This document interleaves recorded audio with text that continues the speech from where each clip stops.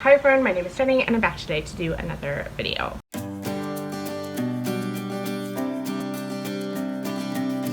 I just realized I'd been talking for like 7 or 8 minutes and finished off this clip and realized I didn't press record.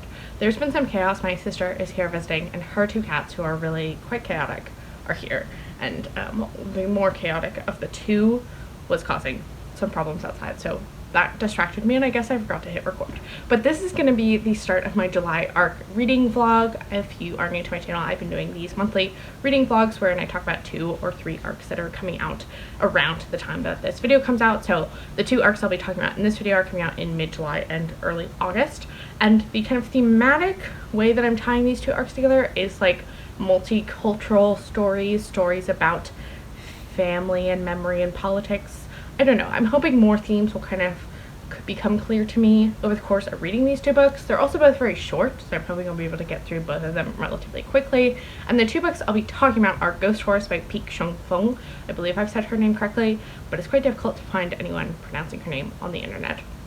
And this one is coming out on July 13th from One World, and then I also will be reading The President and the Frog by Carolina de Robertis, and this one is coming out on August 3rd from Knopf. So I have already started, as per usual with this vlog, Ghost Horse, which will already be out by the time this vlog goes out. It is Saturday, July 10th right now, so it's coming out this coming Tuesday. And I am coming off a week off of work, which has been really lovely, very relaxing.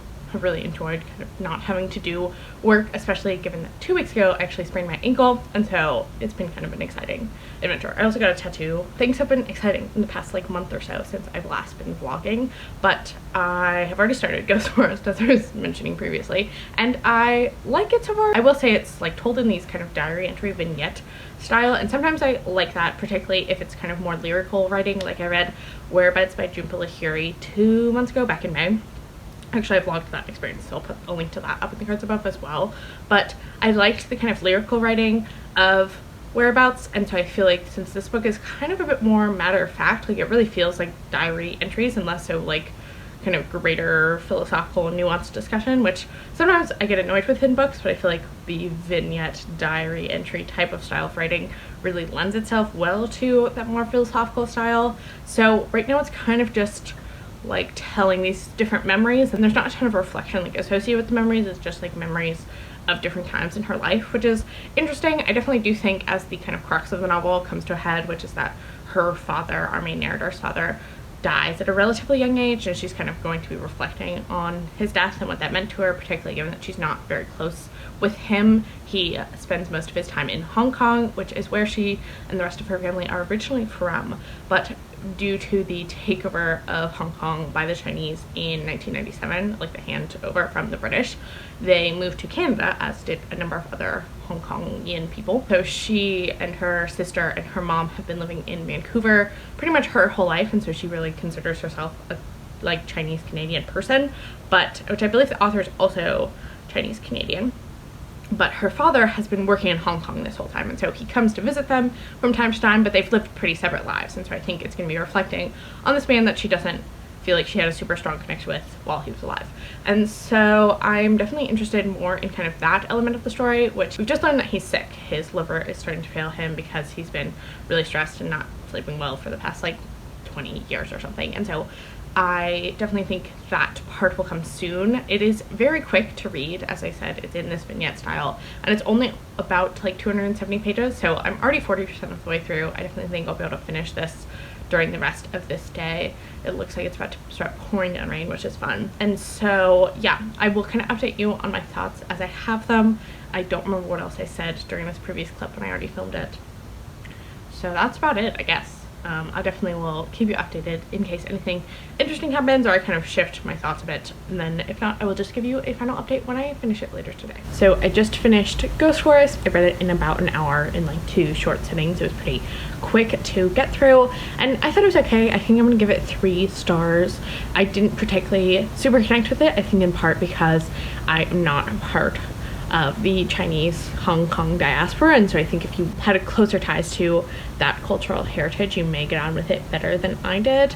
I also kind of wish it had a bit more of a narrative arc. It was really just kind of like a log of the interactions that she had with her father, like as he was dying and then shortly afterwards, and kind of thinking about the things that she wishes that she could tell him about, but it didn't feel quite as kind of introspective as I was really anticipating it being. That being said, it did remind me quite a bit of Goodbye Vitamin by Rachel Khong, which I read at the end of last year, I think.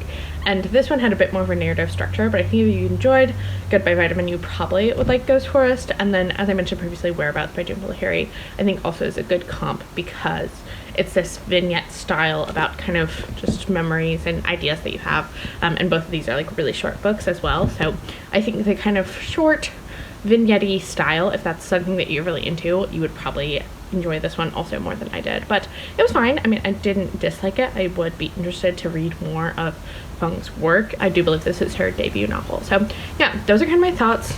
It didn't really land with me that well, but at the same time it wasn't like a negative experience. So I don't know when I'm gonna read The President and the Frog. It might be next weekend. What is happening? I don't understand. Sometimes the sirens just sound like they're at a rave and not actually sirens. But I will definitely update you once I've started The President and the Frog and like have some thoughts on it.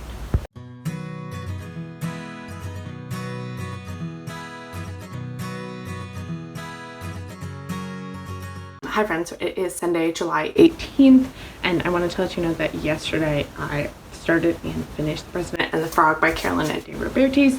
This was the second book that I was going to be reading for this vlog, and I enjoyed it. I think similarly to Ghost Forest, it is not quite a novel that has like a plot. It's much more a kind of novel of ideas and reflecting, and almost kind of reads more like a thought exercise, similar to Whereabouts, which I talked about, I believe, when I was discussing Ghost Forest. But I was really excited about this one because I have read and loved Cantores by Carolina de Robertis, but this one had a lot more kind of plot, even though its primary focus was this thematic exploration of politics and homosexuality and queerness and the kind of intersection of those two things, especially in a time of authoritarian regime. But I thought this one had a bit more of a kind of through line, and so I enjoyed it more, I think, for those reasons.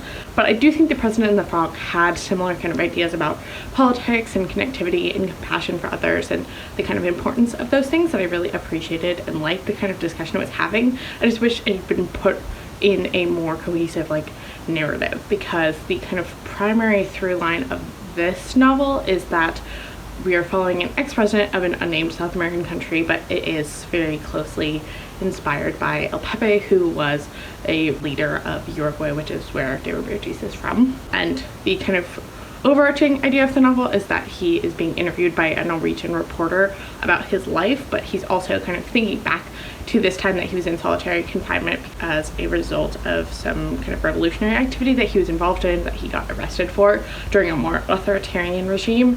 And he's reflecting on that time in solitary confinement, and there's like kind of a magical realism element with a frog that helps him kind of discover some of his political ideology, if you will. And so there wasn't really a narrative. It was much more like him reflecting on his political ideologies and like what he thought was best, and like the role of politics, particularly the role of electoral politics. And so I really liked those discussions. I just wish they'd been put in a more cohesive form, if that makes sense. So I ended up giving this one 3.5 stars. I did still enjoy it. I would still recommend it if you're already a fan of de Robertis, but I think if you've not read her before, this is not where I'd start, because this book has no plot. It's truly a much more thought exercise, much more, I think, a talking back to Trump. And I do know that de Robertis has a book that she edited that is also kind of like essays on the Trump presidency. She now lives in the United States. She lives in the Bay Area. She was the editor of Radical Hope, Letters of Love and Dissent in Dangerous Times, and I can definitely see this as like a kind of fictionalized account of, I assume, some of her thoughts surrounding the Trump presidency and thinking back to her history, her personal history and her family's history in Uruguay and the kind of authoritarian regimes therein, and ideas of fascism and anti-fascism. Like, I think she's definitely processing a lot of those thoughts in this novel, and I appreciated what she was saying. I just didn't think it yet been thought out as like what a novel was. It almost, I think, would have done better as an essay. I mean, it definitely felt more like an essay that had some like fictional elements like thrown on top of it to make it into a novel, and less so was like a novel of its own right, if that makes sense. But I did still enjoy it. I would recommend it if you are interested in de Robertis' political views and the ways that she kind of brings those into her novels. I think she did a good job of talking about politics in an interesting way in this book, similarly to what I enjoyed about Cantoris, but this was not like a blow out of the water type of book for me. So unfortunately, neither of these books were like super successful for me. I do think they pair quite well together because they're both not really novels as I traditionally think of novels, and much more kind of reflections on ideas about a certain topic and kind of a person thinking about that stuff, and not necessarily going through life as a novel often does. And so if you enjoy that type of thing, perhaps you'd get on with both of these books better than I did. But I would still recommend both of them, and I'm definitely intrigued to read more of both of these authors' work. I've already wanted to read more of de Robertis' work in general, and then Pik-Shuen, this is her debut novel, so I'm intrigued to kind of see where she goes next. And yeah, I think that's gonna wrap up this vlog. I hope you enjoyed this kind of short little vlog about these two short little books. And if you are new to my channel, I'd love to have you stick around and subscribe. Additionally, I'd love to hear from you down in the comment section below if you're interested in either of these books, or you have other books that kind of are reminiscent of this more like writing exercise, thinking about ideas, more stream of consciousness, less so linear narrative type of books that you have enjoyed in the past. I think that's about everything. I hope you're having a great rest of your day whenever you watch this, and I will talk to you next time.